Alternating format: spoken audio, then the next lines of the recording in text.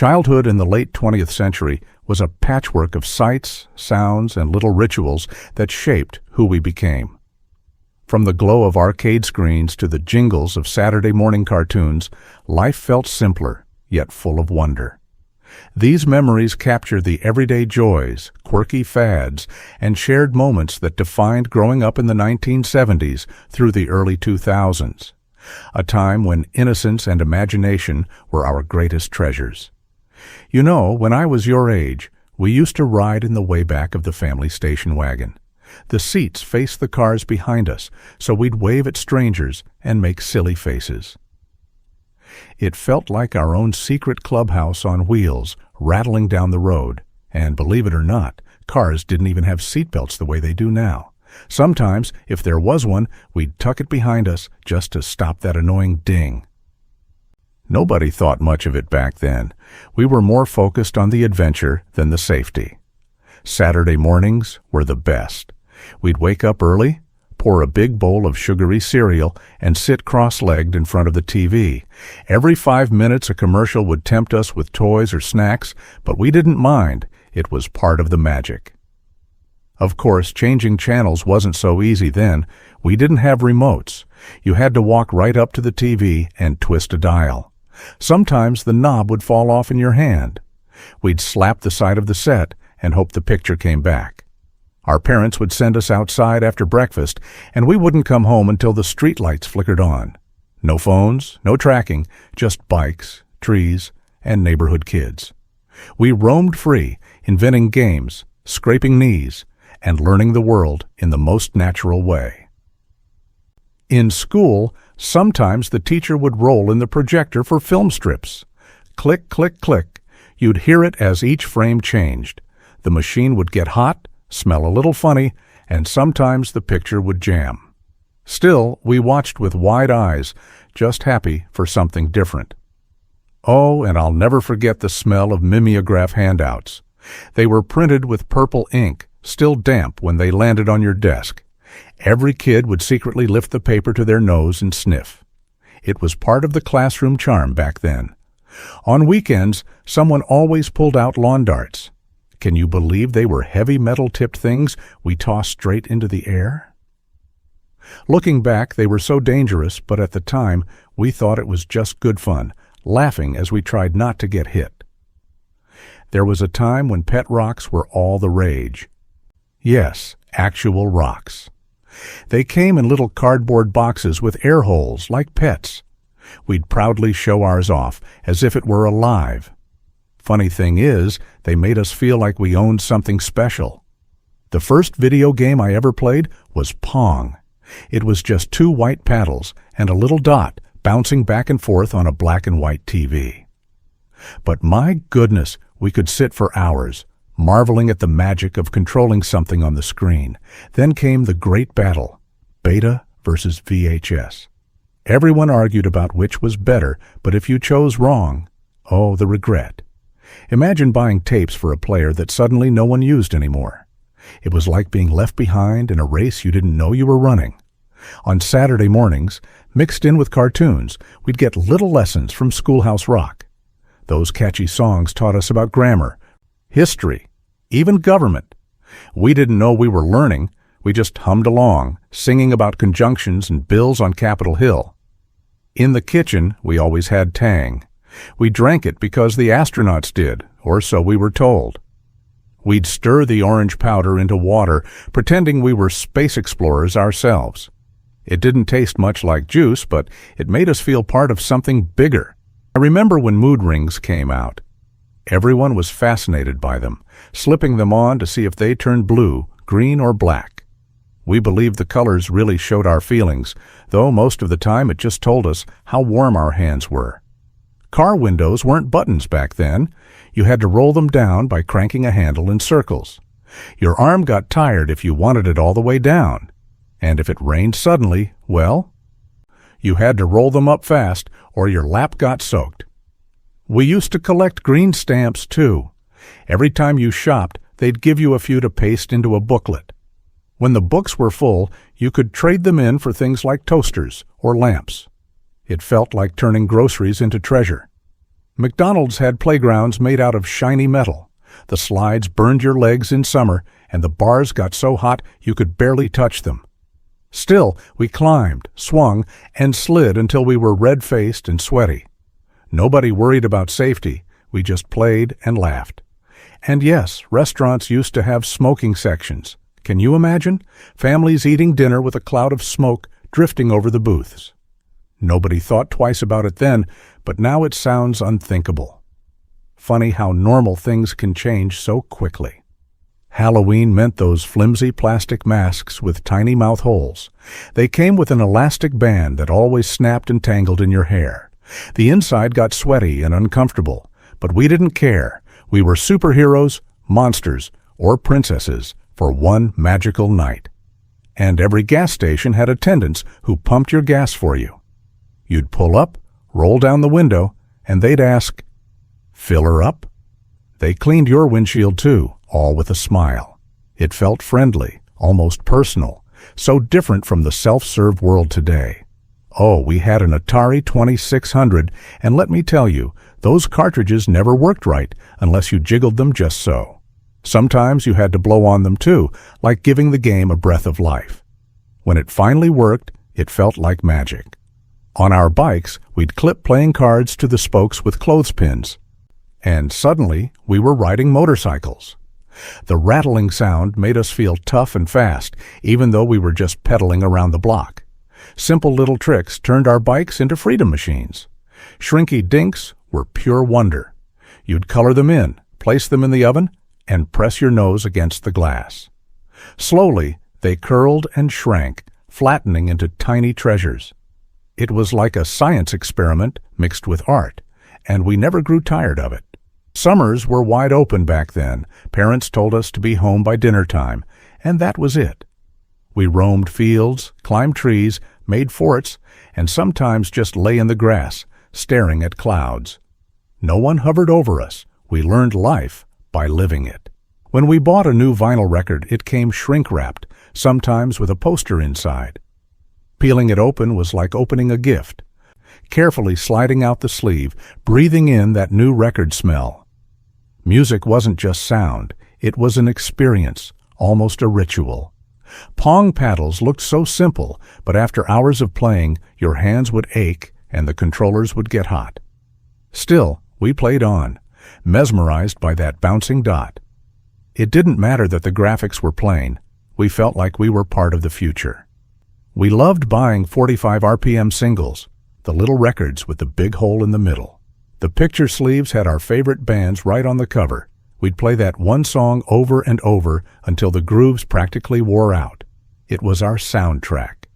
In homes that really loved their music, you'd see reel-to-reel tape decks. Big spinning reels of magnetic tape turning as the music played. It looked so serious, almost futuristic, like something out of a spy movie. To us kids, it was a symbol of grown-up sophistication. Wacky Packages stickers were a riot. They made fun of the products we saw in the store, like fake cereal boxes or silly soap names. We'd stick them on notebooks, lunch boxes, even bikes. It felt rebellious, like we were in on a private joke against the world. And oh, Fonzie, Arthur Fonzarelli from Happy Days. He was the definition of cool. Slicked back hair, leather jacket, and that famous A with a thumbs up. Everyone wanted to be like him, or at least know someone like him. Even hitting the jukebox felt cooler when he did it. I remember the gas shortages in the late 70s. Cars lined up around the block just to fill up. People sat for hours, worried they'd run out before reaching the pump. It made us realize how much the world could change, and how fragile convenience really was. Scratch and sniff stickers were treasures in school. Teachers gave them out as rewards, and we'd carefully peel them, rub them, and inhale the smell of grapes, pizza, or bubble gum. It was silly, but collecting them in little albums felt like holding on to bits of joy. Roller rinks were the place to be, with disco balls spinning and colored lights dancing across the floor. We laced up our skates and circled endlessly to the beat of the music. The air smelled of popcorn and floor wax, and everything felt alive and electric. When parachute pants hit the scene, everyone wanted a pair. They were baggy, shiny, and perfect for breakdancing. We'd watch kids spinning on cardboard in driveways, trying to look like the people on TV. For a little while, we all thought we were stars. Choose Your Own Adventure books were magic. You didn't just read them, you lived them. Each choice you made changed the story, sending you to treasure or doom. We'd read them again and again, trying every path, learning how even small decisions could change everything. Back then, TV stations didn't run all night. When they went off the air, we'd see a test pattern on the screen, usually with a strange tone humming. It was eerie, almost lonely, but it reminded us that the world really did go to sleep. We had rabbit ear antennas on our TVs, wrapped in aluminum foil to get a clearer picture. Sometimes one of us had to hold the antenna in just the right spot to keep the signal steady. Watching TV was never passive. It was an interactive adventure. A lot of us had paper routes. We'd wake before the sun, toss newspapers from our bikes, and collect coins on the weekend. It was our first taste of responsibility and earning our own money. Cold mornings, heavy bags, and the pride of being trusted. Spirograph sets were mesmerizing. We'd fit the little plastic gears together, insert a pen, and spin around to create endless colorful patterns. Each design was unique, and we felt like little artists, even though the toy did most of the work. It was hypnotic, simple fun. And oh, the Sears catalog. It wasn't just a catalog, it was a wish book. We circled toys at Christmas, dreamed about furniture, even flipped through clothes we'd never wear. Some families kept one in the bathroom too, since it had more than one use. I still remember when MTV first came on in 1981. The very first video they played was Video Killed the Radio Star. We all sat glued to the screen, amazed that music could be something you watched, not just listened to. It felt like the future. Clacker balls were all the rage, 2 hard acrylic balls tied to a string.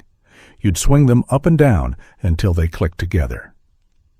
Of course, sometimes they smacked your arm and left bruises, but that never stopped us. We thought they were the coolest toy around.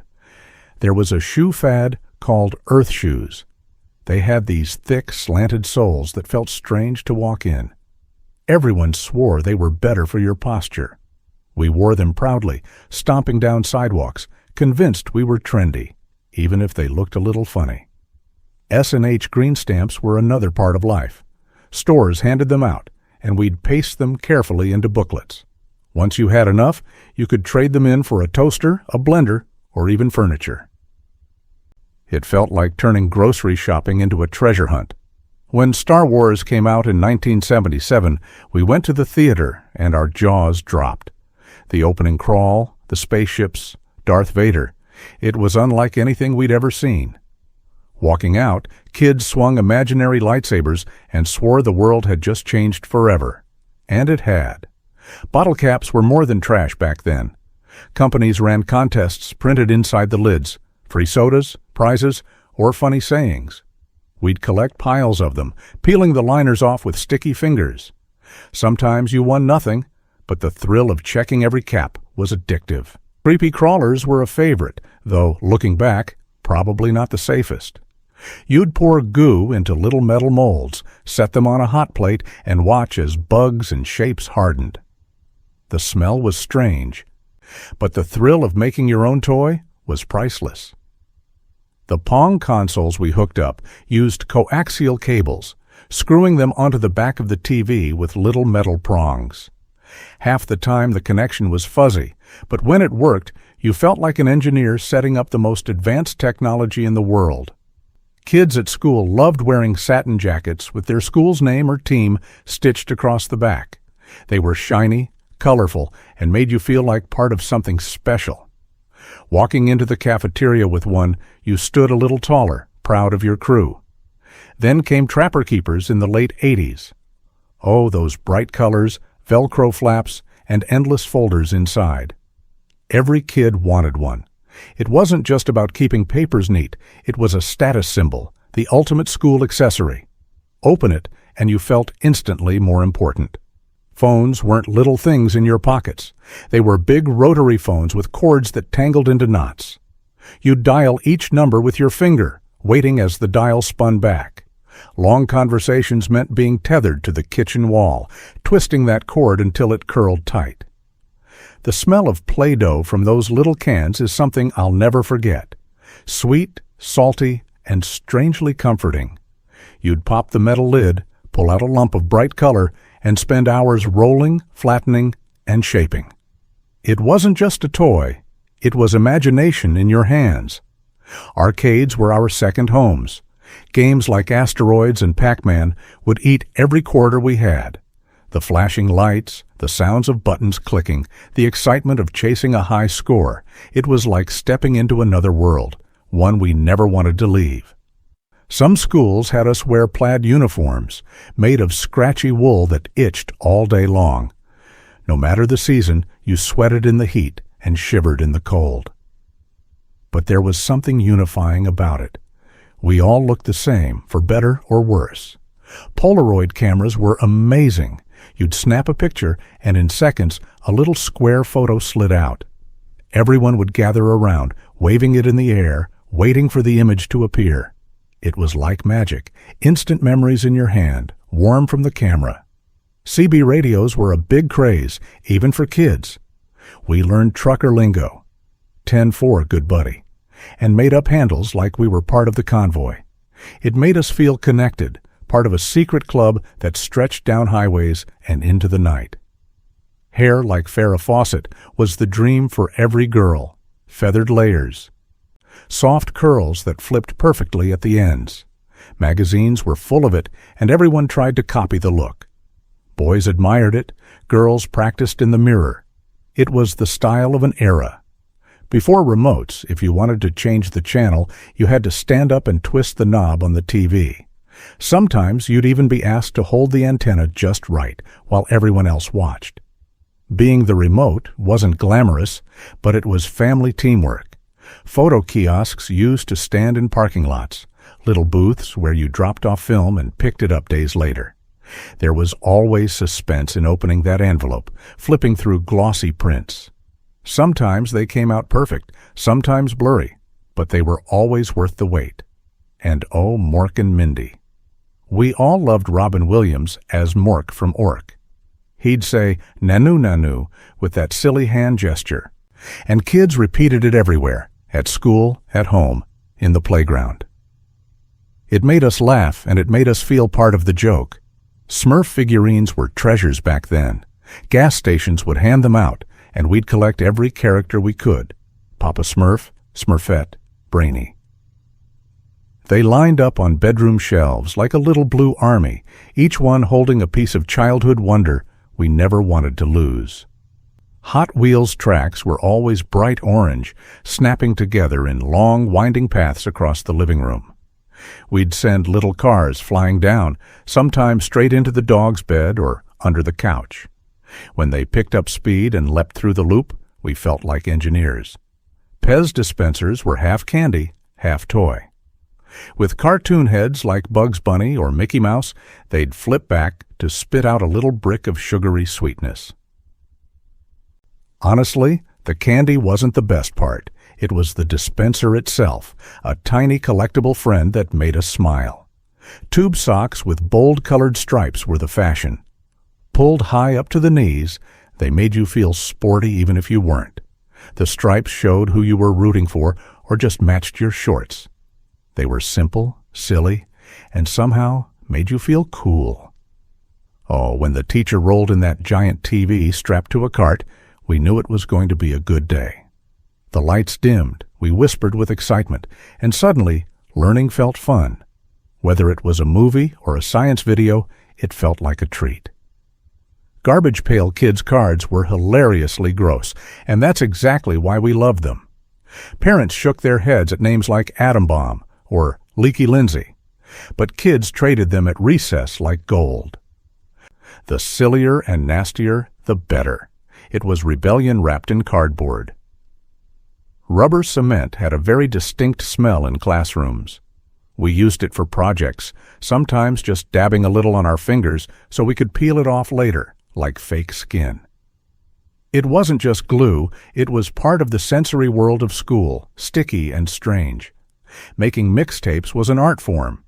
You'd sit by the radio, finger hovering over the record button, waiting for your favorite song to play. Sometimes the DJ's voice cut in and ruined it, but when you got a clean recording, it felt like you'd captured magic on tape. Etch-a-Sketch was both thrilling and frustrating. You'd twist those little knobs carefully, trying to draw houses or faces, and when you finally got it right, someone would shake it clean. No way to save it, just fleeting masterpieces erased in an instant, like sand drawings at the shore. Arcades weren't just games, they were hangouts. Neon lights buzzing, the sound of coins clinking, kids crowding around machines. It was where friendships were made, rivalries born, and afternoons disappeared in a blur of high scores. You didn't just play, you belonged to a community of gamers. The Oregon Trail game on the Apple II was legendary. At school, we'd gather around the glowing screen, making choices about food, hunting, and river crossings. Someone always died of dysentery, but that was part of the fun. It was learning disguised as adventure, and we loved it. Rubik's Cube competitions popped up everywhere. Kids and adults alike twisted furiously, racing against the clock. Some peeled off stickers for a quick solution, but the real champs could solve it in minutes. Holding that colorful cube felt like holding a puzzle that challenged both your brain and patience. Payphones stood on every corner, and we always carried a pocket full of change. You'd step inside, close the heavy booth door, and make your call, sometimes with a line of people waiting outside. It was connection on demand, long before anyone carried phones in their pockets. Blacklight posters glowed in strange, hypnotic colors when the lights went out. Stars, unicorns, rock bands. Suddenly they looked alive under that violet glow. Teen bedrooms became magical caves, buzzing with energy, mystery, and the feeling that you were just a little cooler than your parents realized. Ventriloquist dummies on TV shows were equal parts fascinating and creepy. Their painted smiles and blinking eyes made you wonder if they might move on their own. Kids couldn't look away, even if they shivered a bit. It was entertainment with a dash of nightmare fuel. Slinkies were mesmerizing, at least until they got tangled. Once that metal coil knotted itself up, no amount of fiddling could fix it. We tried to stretch them back, but they never worked the same. Still, when they flowed perfectly down the stairs, it felt like magic. Cars back then often had Garfield plushies suction cupped to the windows. He'd hang there lazily, with that half-grumpy, half-amused look. Every drive became a little brighter with Garfield staring out the glass, reminding us that even car rides could have a touch of humor. Saturday mornings meant G.I. Joe cartoons, and at the end of every episode came the famous line, "And knowing is half the battle." We repeated it endlessly, convinced it made us wiser. The action was fun, but the message stuck too. We felt like heroes in training. Evel Knievel toys were something else. We'd wind them up, set up ramps in the driveway, and watch them soar through the air, sometimes crashing spectacularly. It didn't matter if they landed or not. The thrill was in the jump. We all dreamed of being daredevils. Banana seat bikes with tall sissy bars were the kings of the neighborhood. Bright colors, long seats, and high handlebars made you feel like you were riding something special. We'd cruise for hours, wind in our hair, believing our bikes could take us anywhere we dreamed. We had little plastic record players in our bedrooms, spinning 45s that scratched easily but filled the air with magic. Lying on the floor, chin in hands, we listened to stories and songs until the grooves wore thin. Music wasn't just background, it was our world in motion. Disco skating parties were a spectacle of lights and glitter. The disco ball spun overhead, colored lights flashing across the rink as we rolled in rhythm. Some stumbled, some danced on wheels, but everyone laughed. It felt like freedom, friendship, and pure joy wrapped up in polyester and skates. The night Michael Jackson moonwalked across the TV screen, the whole world gasped. It was like watching someone defy gravity, sliding where no feet should slide. We tried copying it in kitchens and garages, but no one could do it like Michael. That moment changed pop forever. Big wheels were our chariots. Low to the ground, plastic wheels screeching, we'd skid down driveways with reckless delight. The front tire always wore flat from all the sharp turns, but the joy of feeling that little plastic beast spin out was worth every scrape. Commercials back then had the Kool-Aid man bursting through walls, literally. One moment, kids sat thirsty. The next, a giant pitcher of red juice came crashing in with a booming, "Oh yeah!" It was ridiculous, over the top, and unforgettable. We almost wished he'd break into our houses too. The Atari E.T. game was hyped as something magical, but oh, what a disappointment.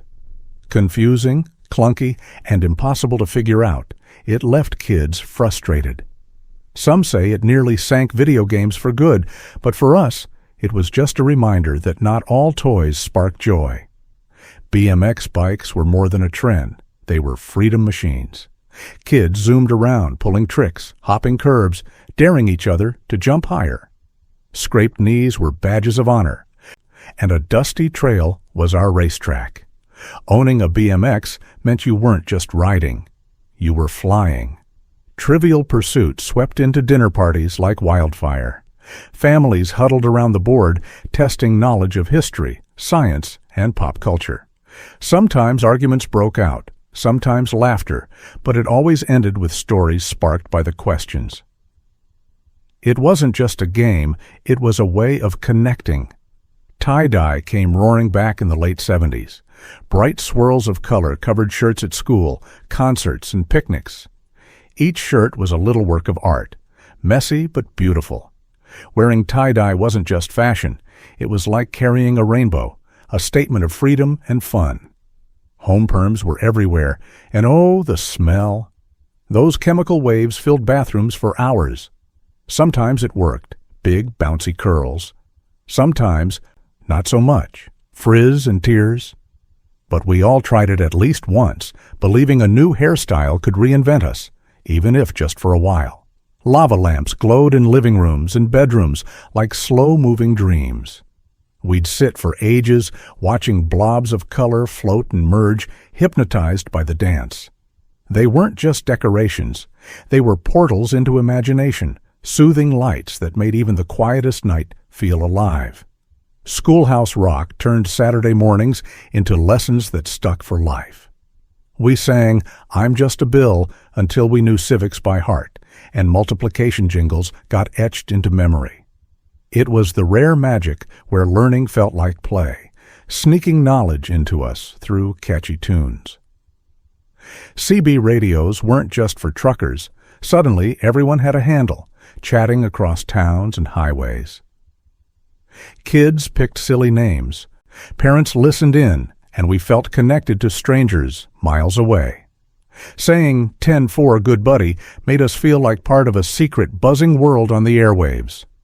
Leg warmers and headbands became symbols of the 80s fitness craze.